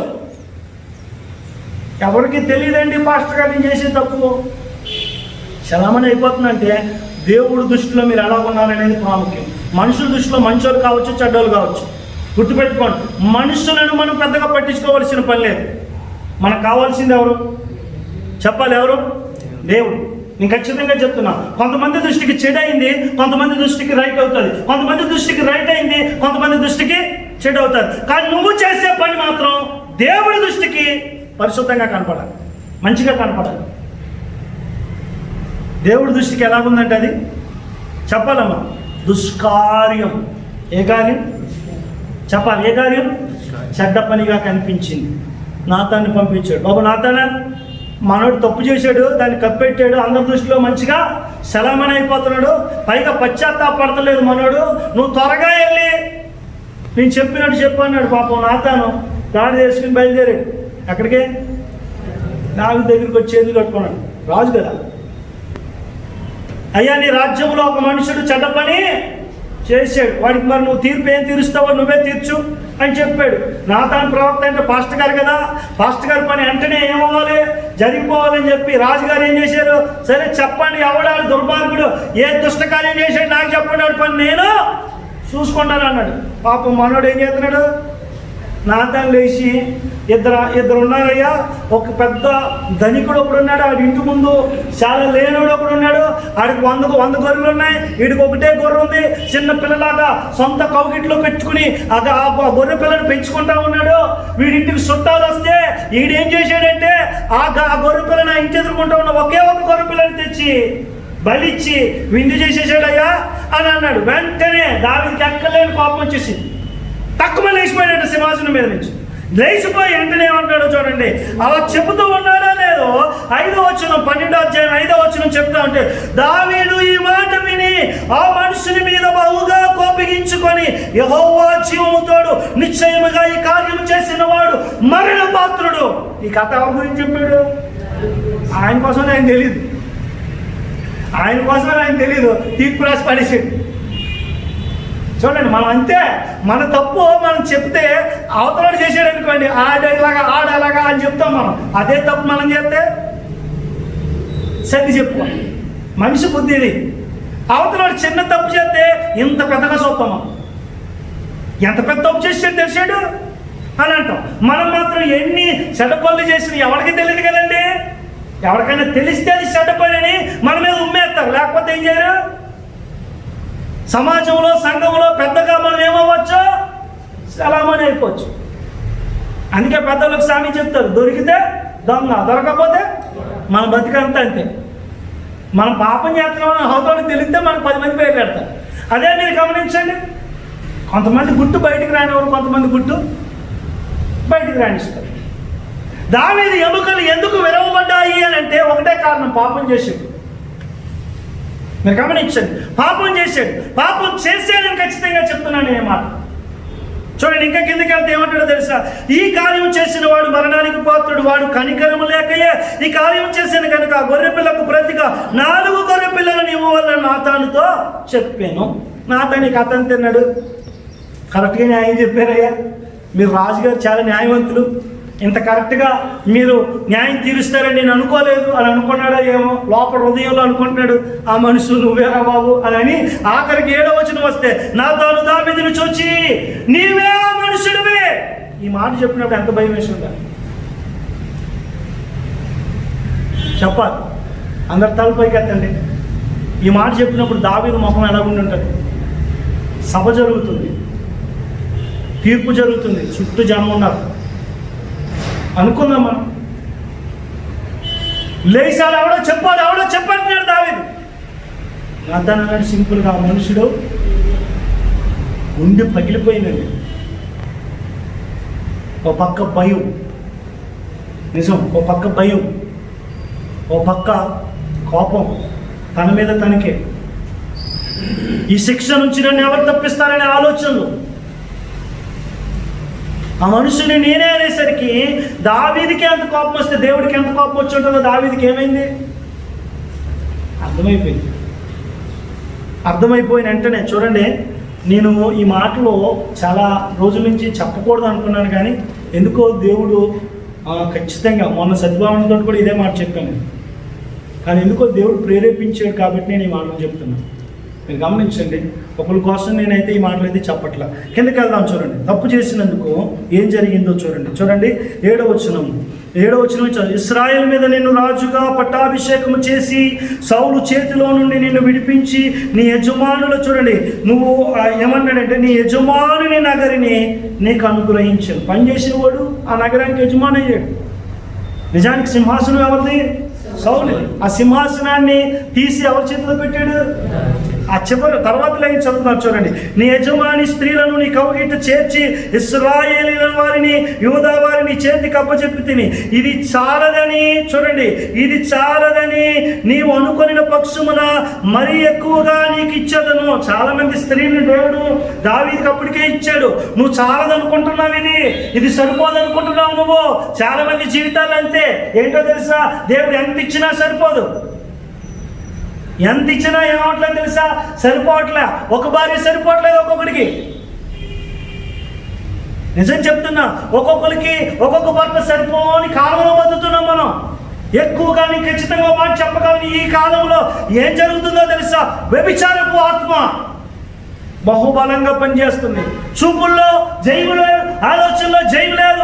మీరు గమనించండి, తలంపుల్లో జయం లేని విధముగా అనేక మంది స్త్రీలతో, చూపులతో, ఆలోచనతో తప్పు చేస్తా ఉన్నాం మనం. సరిపోవట్లేదు. ఎంత సంపాదించినా సరిపోవట్లేదు. ఎందుకు సరిపోవట్లేదు? ఒకవేళ దేవుడిని అడిగితే నీకు ఇంకా ఇద్దునేమో, కానీ నువ్వు మోసం చేసి సంపాదిస్తున్నావేమో. జాగ్రత్త. మోసాలు చేసి మనుషులను మోసగిచ్చి డబ్బులు సంపాదించుకోవడం తేలిక ఈ కాలంలో. ఆ డబ్బు నీతో పాటు నిలవదు. సరిపోకపోతే ఇంకా దేవుడిని అడుగు. అయ్యా నా కష్టాజితం సరిపోవట్లేదు అని అడిగితే దేవుడు ఏం చేస్తాడు? ఇంకా ఇచ్చిస్తాడు. నేను నాకు తినడానికి సరిపోవట్లేదు, నాకు వేసుకోవడానికి సరిపోవట్లేదు. చాలామంది అడుగుతున్నారు. ఎందుకు పొందుకోవట్లేదు తెలుసా? వారి భోగముల నిమిత్తం అడుగుతున్నారు. ఏ నిమిత్తం? భోగం అంటే చెప్పండి, చెప్పండి. చూపించుకోడు. ఇప్పుడు మామూలుగా అయితే నాకు ఒక ఇల్లు చాలు. పెద్ద బంగ్లా ఉండాలండి, 1000 గజాలు ఉండాలండి, 1000 గజాలు ఇల్లు ఉండాలనుకోడు. అది భావమే అవుతుంది. దేవుడు నీకు ఇచ్చిన దాంతో తృప్తిగా ఉంది. అన్న వస్త్రములు కలిగి, బైబిల్లో మాట్లాడుతుంది, అన్న వస్త్రములు కలిగి తృప్తిగా ఉందామని. అన్నము వస్త్రం ఏంటి? సరిపోతుందంట. మనం క్రైస్తవులకి ఈ లోకంలో కావాల్సింది ఏంటంటే అన్నము వస్త్రం. కొంత గురించి దేవుడు అసలు చెప్పలా. ఎక్కడ సంపాదించుకోమన్నాడు? మనకు అక్కడ ఉంది, కానీ ఎక్కడ సంపాదించుకోవడానికి పరిగెడతాం మనం. సరే, తప్పులేదు. దేవుడి చిత్తం భూమి మీద కూడా ఉండకపోవడం, ఉండాలి అనే ఆలోచనతో ఉండడం తప్పేమి కాదు. దేవుడిస్తే తప్పేం కాదు. కానీ మోసం చేసి దుర్మార్గంగా సంపాదించుకుని 10 మంది కూలీలు మన చేతిలో పెట్టుకొని 10 మందికి డబ్బులు ఇవ్వకుండా, నిజం చెప్తున్నాను, కొంతమంది పనులు నిజంగా మొన్న ఒక ప్రాంతానికి వెళ్తే వాళ్ళు చెప్తున్న మాట, మా యజమానుడు నాకు జీతం కరెక్ట్గా ఇవ్వట్లేదండి అని అన్నప్పుడు నాకు చాలా దుఃఖం వచ్చింది. దేవుడు నమ్ముకుని పెట్టలే. డబ్బు ఇవ్వకపోతే వారి గతి, నేను ఒకటే మాట అన్నా, కూలి మొరపెడతానమ్మా, నువ్వేం బాధపడకు. వారి చేతిలో మూయబడిన కూలి దేవుడికి మొరపెడితే వారి గతి మామూలుగా ఉండదు. ఒకటే చెప్పాను నేను, చెల్లి దయచేసి గమనించు, దేవుడు నిన్ను హెచ్చించే రోజు రాబోతుంది. ఇప్పుడు మోసం చేసిన వాళ్ళు నీ దగ్గరికి వచ్చి చెయ్యి చాపే రోజు వస్తుంది. గుర్తుపెట్టుకోండి, అన్యాయంగా సంపాదిస్తే మనకి దీవెన కాదు. ఖచ్చితంగా చెప్తున్నా. సరిపోకపోతే నేను అడగాల్సింది నేను ఇంకా ఇద్దును అని చెబుతూ కిందకి వెళ్దాం తొందరగా. దయచేసి మీరు గమనించండి.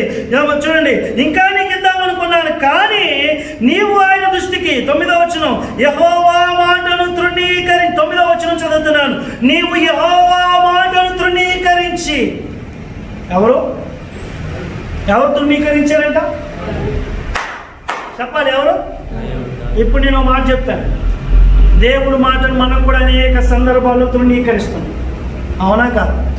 దేవుడు మనతో మాట్లాడుతుంటాడు, మాట అయినా పక్కన దోషేస్తాడు. ఇది నాకు కాదండి, అవకాశం. చూడండి, కొన్ని మాటలు నేను ఎప్పుడు ఒక మాట చెప్తున్నాను, దయచేసి. కొన్ని మాటలు చెప్పినప్పుడు మనం కోపగించకూడదు. ఎవరు చెప్పినా సరే, ఒకవేళ తప్పు అనుకోండి, మనం సరి చేసుకోవాలి. నిజం. మీరు గమనించండి, మనం ఎప్పుడు కూడా సరిదిద్దుకునే బ్రతుకుగా ఉండాలి. అందుకే బైబిల్లో మాట అంటాడు, అసలు మీరు నా మందిరానికి ఎవరు రమ్మన్నాడు? నా మాటలు ఎవడేమన్నాడు? ఇంకో మాట ఏమంటే తెలుసా? దిద్దుబాటు నీకు అసహ్యం కదా, వచ్చి ఏం ప్రయోజనం? దిద్దుకుంటే దేవుడి మందిరానికి రండి, లేకపోతే మానేయండి అని దేవుడే చెప్తున్నాడు, నేను కాదు. చూడండి, ఆయన ఎంత స్పష్టంగా చెప్పాడు. మనం దిద్దుబాటు లేకుండా ఎంతకాలం దేవుడి మందిరానికి వెళ్ళినా మనల్ని మనం సరి చేసుకోకుండా, ఏం కాదండి, చచ్చినా పర్వాలేదు కానీ సిగరెట్ మాని అంటాడు. చచ్చినా పర్వాలేదు కానీ నీ మందు మానండి, వెళ్తా పోతాను చెల్తా. మనం ఇక్కడ చెల్తా అని అంటాం, కానీ నరకంలో ఘోరంగా ఏడుస్తాం. నరకాన్ని ఎవరు వివరించలేము. నేను ఖచ్చితంగా చెప్తున్నాను, నరకాన్ని ఎవరో చూడలేదు కాబట్టి అది ఎంత చెప్పినా తక్కువే. దాని గురించి మనం చెప్పలేము. అది మర్మంగానే ఉంది. పరలోకం మర్మంగానే ఉంది. అందుకే ధనవంతుడు అంటాడు, ఇక్కడికి వచ్చినోడు అక్కడికి వెళ్తే నరకానికి వచ్చినాడు భూమి మీదకి వెళ్తే అసలు చాలామంది మారిపోతారంటాడు. అర్థమవుతుందా? కానీ మనం అలా ఆలోచన చేయం. నరకం ఏముంది? అగ్నే కదా, అగ్ని ఆదు పురుషాలు కాల్తా ఏం కాదని అనిపిస్తుంది. మీకు నరకం ఎలా ఉంటుందో శాంపిల్ తెలియాలంటే చేస్తారంటే చెప్తారు. చేస్తారా? చెప్పాలి. చేస్తారా చేయరా? కాకుతున్న నూనెలో చేయట్టండి సరిపోతుంది. ఒక ఏళ్ళు అట్టండి, 5 నిమిషాలు ఉంచండి, చిటికిలేదు ఎడతారా? గిన్నె దించినప్పుడు కాలితేనే కాలిపోయింది కాలిపోయింది కాలిపోయింది, బర్ణాలు బర్ణాలు, వెన్న వెన్న వెన్న, కాలిపోయింది బర్ణాలు బర్ణాలు. చిన్న కాలితే తట్టుకోలేమే. అగ్ని ఆరదు, అగ్ని ఆరదంటే అలా కాగుతున్న నూనెలోనే ఏళ్ళు అలా ఒక గంట సేపు ఉంచేస్తే ఏమవుతుంది? గంట ఉంచలేము. ఓ రోజంతా కాలుతుంది, సంవత్సరం అంతా కాలుతుంది, జీవితాంతం కాలుతుంది. అసలు ఎప్పుడు ఆరిపోద్దో తెలియకుండా అంతము లేని టైంలో నువ్వు కాలుతున్నావంటే ఆలోచించు. నా ఊహకి నరకం అందదు, కానీ మీకు అర్థం అవడానికి చిన్న ఉదాహరణ చెప్తున్నాను. దేవుడు మాట వింటలేను, దేవుడే చెప్తున్నాడు. ప్రార్థన చేయమని ఎన్నిసార్లు చెప్పాడు నీతోటి, వాక్యం చదవమని ఎన్నిసార్లు చెప్పాడు దేవుడు నీతోటి. అంటే దేవుడే వచ్చి దిగి చెప్పాడా అంటే చెప్పడు. సేవకుల ద్వారా చెప్తాడు, పరిశుద్ధ గ్రంథం ద్వారా చెప్తాడు, వాక్యం ద్వారా చెప్తాడు, పాట ద్వారా చెప్తాడు దేవుడు. ఇన్నిసార్లు దేవుడు నీతో మాట్లాడుతున్నా నువ్వు ఎందుకు దేవుడు మాటను తృణీకరిస్తున్నావు? చూడండి, దావీదుతో దేవుడు చెప్తున్నాడు, నీవు దేవుడి మాటను తృణీకరించితివి. చూడండి, ఆయన దృష్టికి చెడుతనము చేసిందినేమి. చూడండి, ఇత్తీయుడగు ఉరియాను కత్తి చేత చంపించి అతని భార్యను నీకు భార్య అవునట్లుగా నీవు పట్టుకొని ఉన్నావు. అమ్మోనీల చేత నీవు అతనిని చంపించితివి కదా. ఇదిగో చూడండి, అక్కడ రాస్తున్న 10వ వచనం, నీవు నన్ను లక్ష్యము చేయక ఇత్తీయుడగు ఉరియాను నీకు భార్య అవునట్లుగా తీసుకున్నందున నీ ఇంటి వారికి సదాకాలము యుద్ధము కలుగును. చూడండి ఎంత ఘోరం అంటే, అమ్మా బయట యుద్ధాలు అయినాయి అనుకోండి పర్వాలేదు, ఇంట్లో యుద్ధాలు అయితే చెప్పాలి. ఇంట్లో యుద్ధం అంటే నేను ఒక మాట అడుగుతాను, మీకు ఎప్పుడన్నా నేను ఎందుకు పెళ్లి చేసుకున్నాను రా బాబు అమ్మా నా విషయం, అసలు పిల్లల్ని ఎందుకు అన్నాను రా బాబు, పిల్లల్ని లేనోడి పని నయము. అర్థమవుతుందమ్మా? ఎప్పుడైనా ఈ కుటుంబాన్ని వదిలేసి ఎప్పుడన్నా పారిపోవాలని అనిపించిందని అనిపించిందా లేదండి? నవ్వుతారేంటి? మా మామూలమ్మ అయితే గట్టుకుని అవుతుంది అన్నమాట. మా పాస్టర్ గారు అంతేనా? మీకు ఎప్పుడైనా అనిపించిందా? నాకు కూడా అనిపించింది కదా. చిన్న చిన్న సమస్యలు, మరి పెద్ద సమస్యలు కాదు. నిజం చెప్తే ఏదో ఒక చిన్నప్పుడు ఏదో భార్య మాట వినలేదనో, వంట చేయలేదనో, అమ్మ ఏదో మన మాట వింటలేదనో భర్త, అప్పుడప్పుడు మనకేమనిపిస్తుంది? బాధ అనిపించి ఇంట్లో ఉండడం కంటే ఎక్కడికైనా పోవడం మంచిది అనిపిస్తుంది. అంటాం కూడా మనం, నువ్వు కాదు నేనే పోతాను, నువ్వు సాగు నేనే సత్తాను, మనం మాట్లాడాలంటే కదా. సరే మీరు గమనించండి, కుటుంబంలోనే యుద్ధాలంటే దావీదు జీవితం ఎలా ఉంటుంది అంటారు. రాజ్యం ఉంది, 12 గోత్రాలకు రాజు, విస్తారమైన బంగారం ఉంది, విస్తారమైన వెండి ఉంది, విస్తారమైన ఎత్తుడు ఉంది, ఎటు చూసినా కూడా పచ్చ కనపడుతుంది. కానీ కుటుంబంలోనే యుద్ధాలు. మీకు తెలుసా, దావీదు పాపం వలన దావీదు పుట్టిన కొడుకులు అందరూ చచ్చిపోయారు. మీకు తెలుసా? అబ్షాలోం ఎలా చచ్చిపోయాడు? ఎవరు చంపారు అబ్షాలోం? యెహోవాబు చంపాడు. ఎవరు? యెహోవా బాణం వేసి చంపాడు. మీరు గమనించండి, చాలామంది ఉన్నారు. అబ్షాలోము ఇంకొక ఆయన చంపాడు. ఆయన ఎవరు?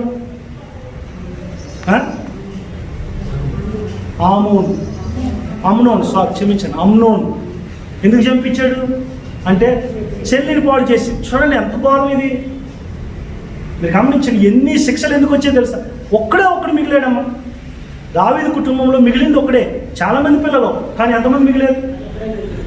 ఎందుకు? చూడండి, సొలొమోను కూడా రాజు అయ్యాక చాలామందిని చంపించాడంట, కొడుకుల్ని. బైబిల్లో ఉందన్నమాట, ఇప్పుడు చెప్పడానికి సమయం లేదు. కానీ ఎందుకు చంపించాడంటే రాజ్యం ఆయనకి స్థిరపడ. ఒకరి తర్వాత ఒకరు వాళ్ళని వాళ్ళే కొట్టుకుని చచ్చిపోతున్నారు, వాళ్ళని వాళ్ళే చంపుకుంటారు. ఆఖరికి దావీదునే చంపాలని ఉందా బైబిల్లో? సరే, ఈ శాపంలో నుంచి ఇదే అధ్యాయం చూపిస్తా చూడండి. 11వ వచనం, చూడండి, నీ ఇంటి వారికి సదాకాలం యుద్ధము కలుగును. 11వ వచనం, నా మాట ఆలకించుము, యెహోవా సెలవిచ్చినది ఏమనగా నీ ఇంటి వారు మూలముగానే. ఎవరు మూలంగా? నీ ఇంటి వారి మూలంగానే నీకు అపాయము పుట్టించును. ఇది ఎంత ఘోరమైన మాట. నేను ఒక మాట చెప్తాను. తర్వాత దావీదు చెప్పులు లేకుండా, గుర్రం లేకుండా, అర్థమవుతుందమ్మా, దిక్కులేనిలాగా ప్రాణం దక్కించుకోవడం కోసం అడవిలోకి పరిగెత్తిన సందర్భం ఇదే సమూయేలు గ్రంథంలో. చెప్పులు లేవు ఎవరికి. తల కొట్టుకుని ఏడుస్తున్నారంటే దావీదు, అటుపక్క ఇటుపక్క ఉన్నవారు దావీదును చూసి ఏం చేస్తున్నారో తెలుసా? దుమ్ము పోసుకుని, మట్టి పోసుకుని ఏడుస్తున్నారు. మా రాజకీయ గతి ఏంటి?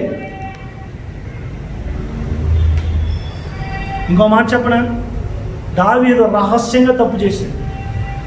ఎవరితోటి? బెత్షెబాతో. భయంకరమైన మాట ఇది. చూడండి, నాకు అదే లైన్ చదువుదాం. 12వ వచనం చూడండి, 11వ వచనం చదువుతున్నాడు. నీకు అపాయము పుట్టింతును, నీవు చూచుచుండగా నీ భార్యలను తీసి నీ చేరువ వానికి అప్పగింతును. పగటి యందు వాడు వారితో శయనించును. నీవు ఈ కార్యము రహస్యముగా చేసితివి, ఇశ్రాయేలులందరూ చూచుచూ ఉండగా పగటి యందే నేను చెప్పిన దానిని చేతును. ఎంత ఘోరంగా ఈ పని చేశాడు తెలిసి. ఎవరు చేశాడు తెలిసి ఈ పని? ఎవరు చేశారు? అబుషాలోము మేళ మీద తన తండ్రి ఉపపత్తులను తీసుకెళ్లి జనమందరూ చూస్తూ ఉండగా తప్పు చేశాడు. దావీదు ఈ పని ఎప్పుడు చేశాడు? నావేంచాడు. దావీదు ఈ పని ఎప్పుడు చేశాడు? ఒకటే కారణం, తప్పు చేశాడు, పాపం చేశాడు. గుర్తుపెట్టుకొని దేవుడు పెట్టారా, దేవుడి జనాంగమా, నేను మాట చెప్తున్నా. దేవుడు ఎన్నిసార్లు హెచ్చరిస్తున్నాను, తప్పు మానకపోతే శిక్షలాగే ఉంటుంది. ఒక్క మాట చదువుకుని ముందుకు వెళ్దాం. చూడండి, 13వ వచనం చదువు. 13వ వచనం,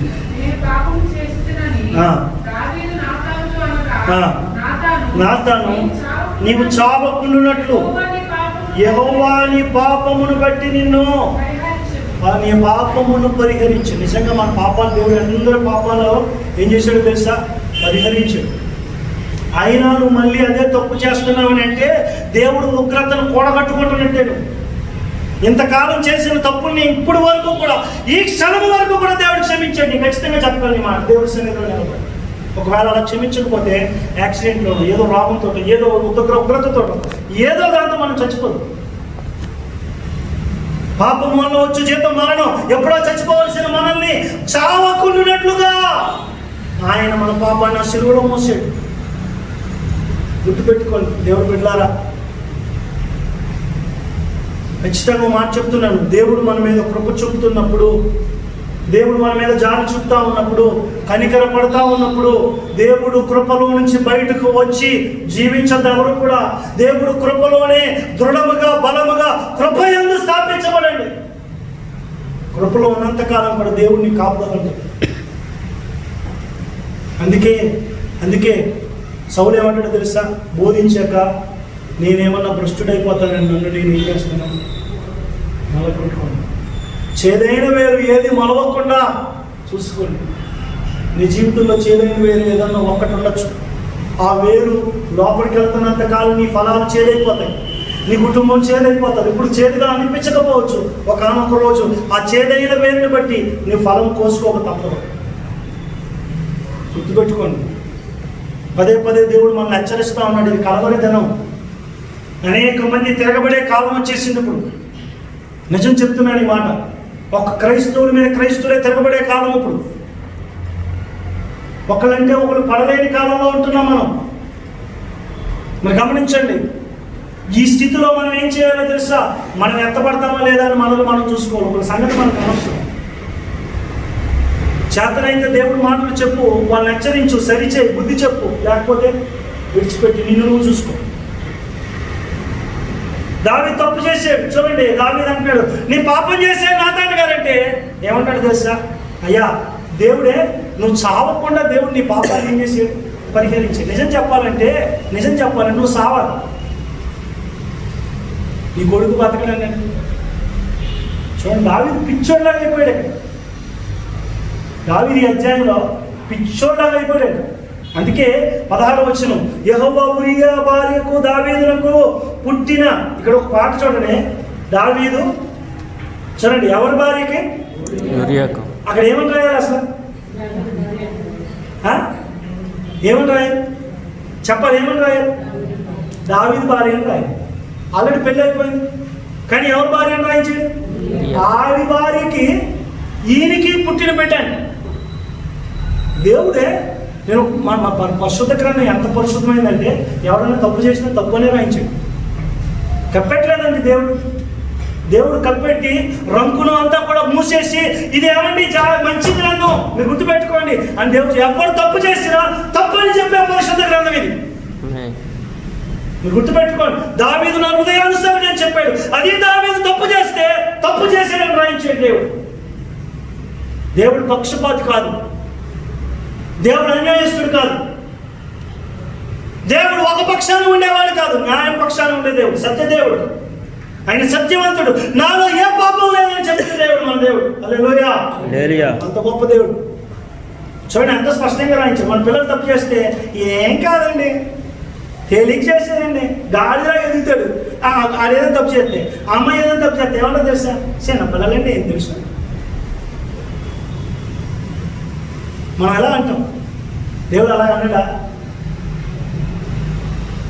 దేవుడు అలా అన్నాడండి?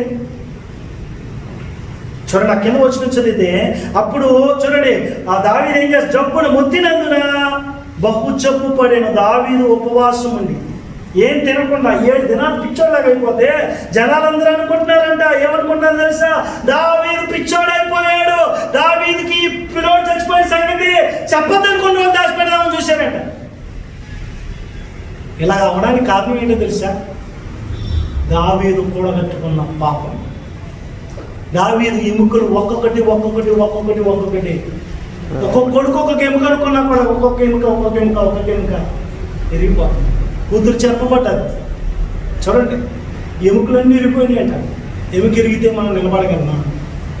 ఈ డొక్కలో ఒక ఎముక ఇరిగింది అనుకోండి, మీకు తెలుసో తెలియదు, రిప్స్ అంటారు. ఇందులో ఒక్కగా ఎముక ఇరిగింది అనుకోండి, మనం ఊపిరి తీసుకోలేదు. ఊపిరి తీసుకోవడానికి కూడా కష్టంగా అనిపిస్తుంది. నిజం.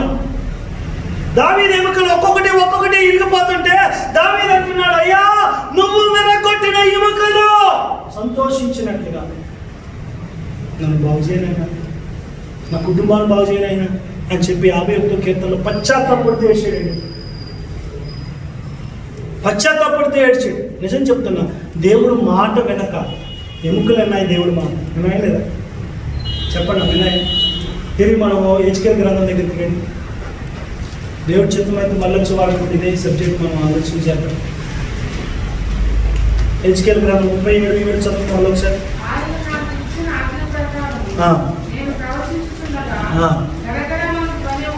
గడగడ ధ్వని ఒకటి పుట్టెను, అప్పుడు ఎముకలు ఒకదానితో ఒకటి ఏమైనాయి అంటే చెప్పాలన్నా చెప్తాం, ఏమైనాయి? అప్పటి వరకు ఏమైనా ఎముకలు విడివిడిగా పడున్న, ఐక్యత లేదు. ఏం లేదు? చెప్పాలి, ఏమీ లేదు. ఒకప్పుడు రూపం లేదు వాటికి, ఒకప్పుడు ఐక్యత లేదు, ఒక అస్థిపంజరంగా లేవు. అక్కడొక ఎముక పడం. బైబిల్లో పరిశుద్ధ గ్రంథంలో ఐక్యత అంటే చూడండి, ఎముక అంటే రక్త సంబంధం కూడా. ఏం సంబంధం ఉన్నాయా బైబిల్లో మాటలు? ఎక్కడ ఉన్నాయి? ఎవరైనా చెప్పగలరు? నీవు నిజముగా నా ఎముకవు, నీవు నిజముగా నా బంధుడవు. యాకోబుతోటి ఎవరంటారు? లాబాను అంటారు. నిజంగా నువ్వు నా ఎముకవి. ఎక్కడి నుంచి వచ్చాడు? తను ఎవరో ఇవన్నీ చెప్పాక అప్పుడు లాబాను అంటే నాకు అర్థమైపోతుంది, నా చెల్లి కొడుకు నా ఎముకే. గుర్తుపెట్టుకోండి, బైబిల్లో ఇలాంటి సందర్భాలు చాలా ఉన్నాయి. ఎముకలు పరిశుద్ధ గ్రంథంలో చాలా గుర్తులుగా ఉన్నాయి, సూచనలుగా ఉన్నాయి. కానీ ఈ 37 అధ్యాయం మాత్రం పాపానికి, మృతతుల్యానికి గుర్తుగా ఉంది. నేను దేవుడి చిత్తమైతే ఎముకల గురించి ఎప్పుడైనా చెప్తాను. సమయం అయిపోయింది, ఇంకా 5 నిమిషాలు ముగించాలి. గుర్తుపెట్టుకోండి, ఈ ఎముకలన్నీ చల్లాచెదురుగా ఉన్నాయి లోయలో. ఎవరి ఎముక ఎవరిదో తెలియని పరిస్థితి, ఎవరికి సంబంధించిందో తెలియని పరిస్థితి, ఐక్యత లేని పరిస్థితి, రూపం లేని పరిస్థితి, జీవం లేని పరిస్థితి. పూర్తిగా ఎండిపోయినాయి. ఎండకి అసలు ఏమాత్రం జీవం లేదు. ఒక మాట చెప్తాను, పచ్చిగా ఉన్న ఎముక బలంగా ఉంటుందా, ఎండిపోయిన ఎముక బలంగా ఉంటుందా? చెప్పాలి. ఎండిపోయిన ఎముక తప్పని వెళ్ళిపోతుంది. అందుకే ఎప్పుడైనా డాక్టర్ దగ్గరికి వెళ్తే, ఆర్థోపెడిక్ దగ్గరికి వెళ్తే నీ బోన్లో అన్ని ఓడ్స్ పడిపోయి ఎముకలు పెలసబారిపోయినాయి అంట. కాల్షియం తగ్గిపోవడం మనం అంటూ ఉంటాం అప్పుడప్పుడు. మనం ఏంటి అంటే ఎముకలు ఎండిపోతాయి అన్నమాట, కాల్షియం. అందుకే కాల్షియం ట్యాబ్లెట్లు ఇస్తారు. పరిశుద్ధ గ్రంథంలో ప్రసంగిలో అంటాడు, సోలాలి గర్భంలో ఎముకలు ఏ విధంగా ఏర్పడుతున్నాయో నాకు ఇప్పుడు అర్థం కావట్లేదు అంటాడు. ఎవరు మా కడుపుతో ఉన్న వాళ్ళు ఎముకలు తింటారా? కానీ చూడండి, పరిశుద్ధ గ్రంథంలో చాలా మాటలు ఎలా 90 రిఫరెన్స్లు ఉన్నాయి ఎముకల గురించి. నేను రాత్రి 11 గంటలకు చదువుతూనే ఉన్నా ఎముకల గురించి. మీరు గమనించండి. చివరిగా నేను ఒక మాట చెప్పి ముగిస్తాను, దయచేసి మీరు గమనించండి. ఏమవుతుంది అని అంటే, అప్పుడు వరకు ఐక్యత లేని, రూపం లేని ఎముకలన్నీ ఎవరి మాట విన్నాయి? దేవుని ప్రవచనం. హెచ్కేల్ మాట కాదు. అక్కడ ఒక మాట చూడండి, 7వ వచనం, ఆయన నాకు ఇచ్చిన ఆజ్ఞ ప్రకారం. ఎవరిచ్చారు ఈ మాట? దేవుడు హెచ్కేల్కి ఇచ్చాడు. మీరు గుర్తుపెట్టుకోండి, ఏ సేవకుడైనా ఈ పులిపేట మీద నుంచి ఎవరన్నా ఒక మాట చెప్పినప్పుడు అది దేవుడి మాటగా తీసుకోండి. ఎవరి మాట? ఎవరు నిలబడ్డా సరే దేవుడి మాటగా తీసుకోండి. కీర్తనలు చెప్పేవారు కూడా ప్రార్థన పూర్వకంగా చెప్పండి. అలా చెబితే మీ ద్వారా కూడా దేవుడు మాట్లాడతాడు. నేను ఖచ్చితంగా చెప్తాను ఆ మాట. కొన్ని సందర్భాల్లో మీరు మాట్లాడుతున్నప్పుడు కూడా దేవుడు నాతో మాట్లాడిన సందర్భాలు ఉన్నాయి. ఎవరితోటైనా మాట్లాడు. ఆ చిన్నపిల్లలు నిలబెట్టినా కూడా దేవుడు మాట్లాడేస్తాడు. గుర్తుపెట్టుకోండి, దేవుడు వాడుకోవడానికి అలాగే మనం గొప్పలు అనుకోకూడదు. దేవుడికి వాడుకోవడానికి ఒక సాధనం. అర్థమవుతాం ఏంటి సాధనం? ఇప్పుడు మైక్ శబ్దం గట్టిగా రావడానికి మైకే వస్తుంది, మైక్ వల్ల మాట శబ్దం వస్తుంది. మైక్ గొప్ప, నా నోరు గొప్ప అంటే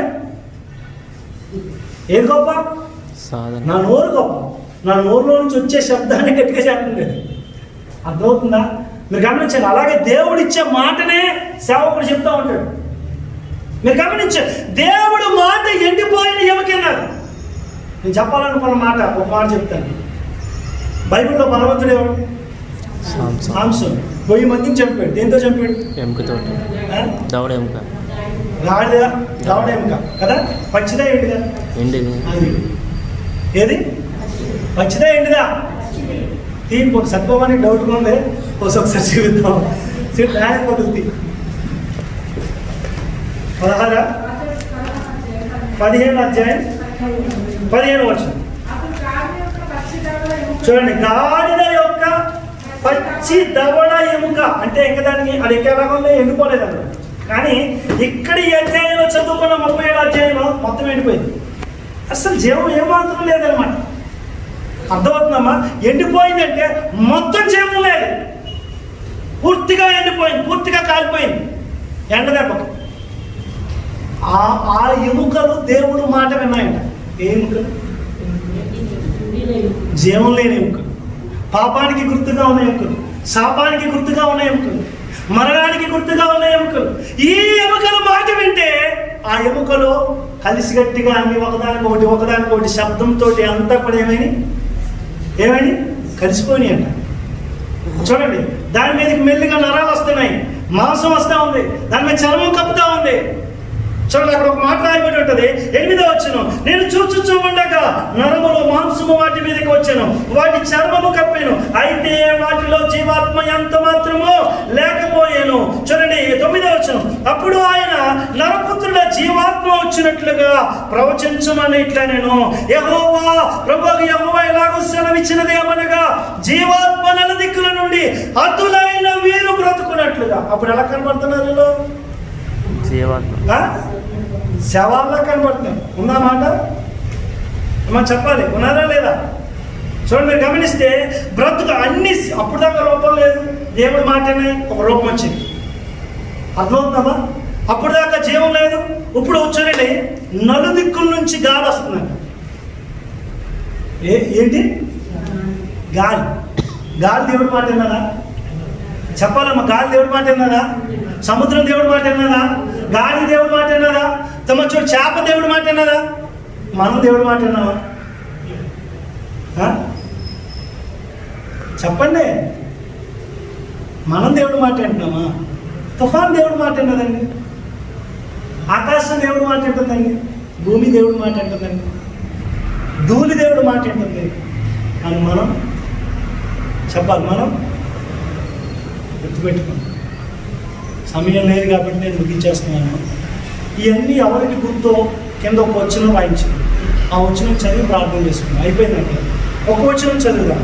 చూడండి,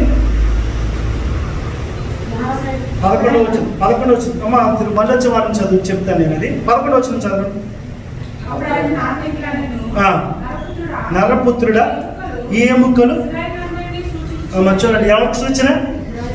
అమ్మ చెప్పాలి, ఎవరికి సూచన? కేవలము ఎండిపోయిన ఎముకలు, జీవం లేని ఎముకలు, ఐక్యత లేని ఎముకలు, అమ్మ రూపము లేని ఎముకలు. ఎవరు గుర్తు? ఇజ్రాయిల్ అంటే ఎవరు? దేవుడు బిడ్డలు. దేవుడు బిడ్డలు అంటే ఎవరు? మనందరం.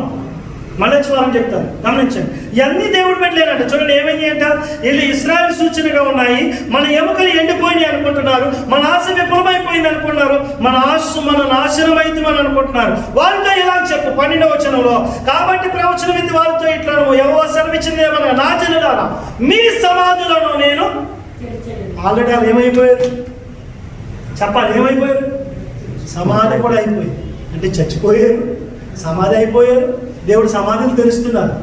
దేవుడు మాట విన్న ఎముకకే జీవం వస్తే మనం బ్రతికెళ్ళన్నారో ఆలోచించి, దేవుడు చిత్తమైతే మనం వచ్చే వారికి కొన్ని మాటలు ఈ పుస్తకంలో నుంచి, అధ్యాయం నుంచి మనం విందాం. దేవుడు ఈ మాటలు మన వెనుకల్లో దీవించి ఆశీర్వదించును గాక. ఆమేన్. హల్లెలూయా. లేచి